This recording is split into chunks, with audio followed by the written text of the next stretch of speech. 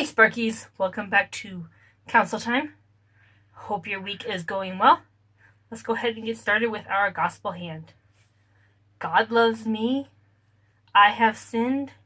Christ died for me. If I believe, I will go to heaven. So this week we have another one of our Sparky books. This one is called Sparky Frees the Flea.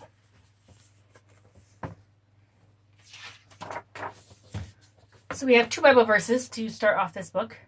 The first one is James 1:19. Let every man be swift to hear, slow to speak. And Ephesians 6:1. Children, obey your parents in the Lord, for this is right. Freddy the Flea was the fastest bug in Stump Village. Freddy could jump far, and he could jump high. That's why Freddy was always the goalie when the little bugs played soccer. But Freddy had a problem. Every night, Freddy's mom would call to him, "Time to come in, Freddy! Time for dinner!" But sometimes Freddy would be so busy running and jumping that he would stay outside, even though he heard his mother's call. Freddy was slow to obey.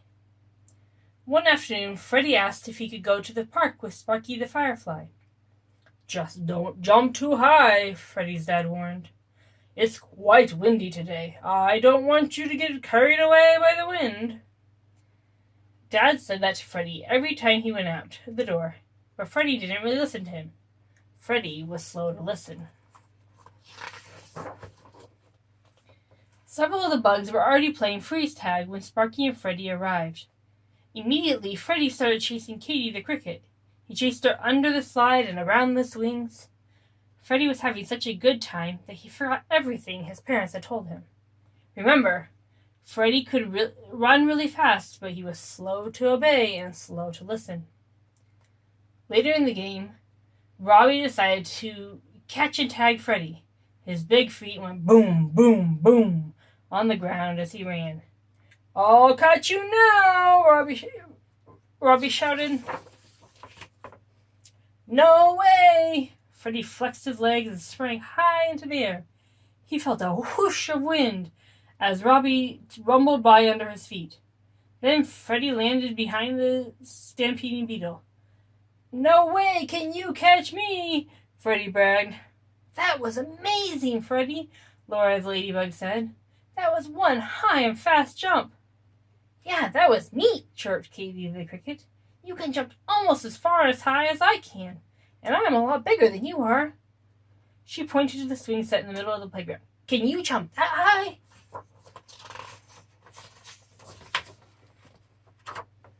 Freddy leaped up into the air and landed right on top of the swing set. "Ta-da!" he said. All the little bugs clapped their hands.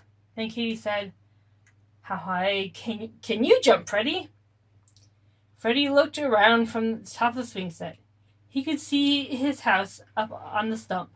"Why, I can jump all the way home," he cried. "Oh," said all the little other bugs. "Let's see you do that." Freddy smiled a big smile and flexed his fleety legs. He was ready to jump higher than he had ever jumped before. "No!" Sparky shouted. Sparky flew up next to Freddy on the swing set. "Remember, your dad said it is too windy for high jumps today." Freddy was angry.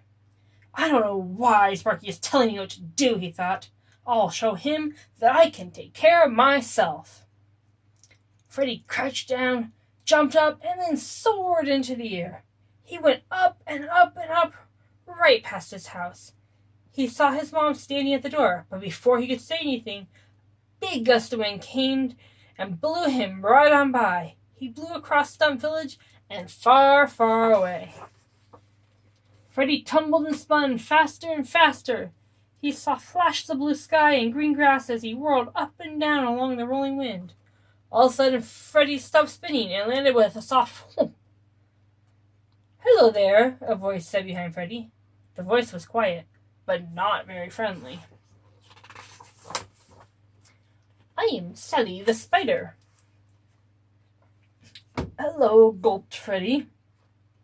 "My name is Freddy the Flea, And I live in Stump Village. I'm lost right now because the wind blew me far away.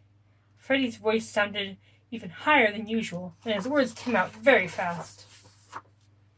Suddenly the web began to sway back and forth as Sally crawled forward. She was smiling at Freddy, but it wasn't a nice smile. Freddy began to quiver and quake. Oh, Sally looked huge and scary.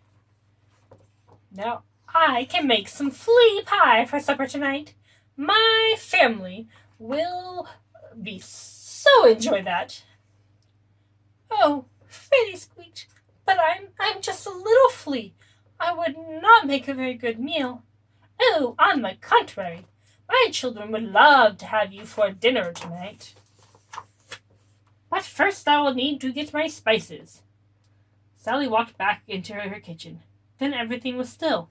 Freddy squirmed and kicked so hard and as fast as he could. There was no use. He was stuck tight. Why didn't I listen to my mom and dad? Freddy cried. Now it's too late. Then Freddy heard another voice. Freddy! Oh, Freddy! Freddy! I found you! This was a friendly voice. It was Sparky. Freddy had never been so glad to see Sparky. He had never been so glad to hear Sparky's voice. Sparky zoomed over the web and fluttered above Freddy. Grab onto me! Don't let go, Sparky commanded. Hold on! Freddy did what Sparky told him to do. Nothing happened at first, but as Sparky pulled and pulled, Freddy felt his legs begin to break free of Sally's sticky, gummy trap. At that very moment, Sally the spider reappeared from her lair. The spider's coming back, cried Freddy. We have to get out of here. Sparky pulled with all his firefly might. Freddy came out of the web with a pop, and the two little bugs took off through the air, Sparky still holding on to Freddy. Freddy could see Sally standing at the edge of her web, holding her salt shaker and a big spoon. She was not happy. Thank you for saving me, Freddy said. I shouldn't have tried to jump so high on a windy day. You were right, Sparky. That's what friends are for, said Sparky. Hold tight. We're off to Stump Village. All the bugs were waiting for them, including Freddy's parents. Everyone cheered as Sparky flew into view and landed with Freddy in the center of the park. Freddy! His mom hugged him. Sparky, thanks for being a good friend to Freddy, said Freddy's dad. Sparky was a good friend. Even though Freddy had been thinking mean things about him back on the playground, and Freddy had caused all this trouble by disobeying his dad, he was ashamed of himself. I'm sorry, Freddy said to his parents. I should have listened and obeyed. Freddy had learned his lesson. All the bugs of Stump Village know that Freddy can still run fast and jump high. But Freddy is also quick to listen to the people who care about him, and he is quick to obey his mom and dad. And because Freddy is no longer slow to do what is right, he is quick to find all the adventures and happiness his little legs can handle. So, are you quick to listen and quick to obey your parents? Hope so. Hope you're also putting that into practice, making sure you listen and obey all of the time to those in authority, your mom and your dad and anyone else who is putting authority over you. Hope you're having a great week. Hope you enjoy the game time included with the email with this lesson. And if you want to participate in that, go ahead and ask your parents about what you need to do. Hope you're doing well, and we'll see you later. Bye-bye.